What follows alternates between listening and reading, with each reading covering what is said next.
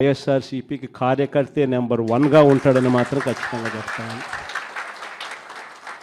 ప్రతి కార్యకర్తకు నేను ఒకటే చెప్తా ఉన్నా, ఎవడెవడైతే మీకు అన్యాయం చేశాడో పర్వాలా, అన్యాయం చేయండి, చేయించుకుంటాం, టైం మీది, కానియండి, కొట్టండి అని చెప్పండి.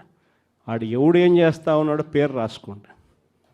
రెడ్ బుక్ అని నేను చెప్పను, కానీ పేరైతే రాసుకోండి. మీరు ఏ బుక్లో రాసుకున్నా పర్వాలా,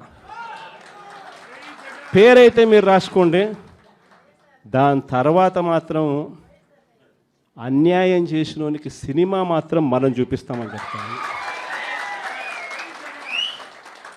ఆ మనిషి రిటైర్డ్ అయి ఉన్నా కూడా లాక్కొని వస్తా, ఆ మనిషి దేశం ఇరిచిపెట్టిపోయినా లాక్కొని వస్తా.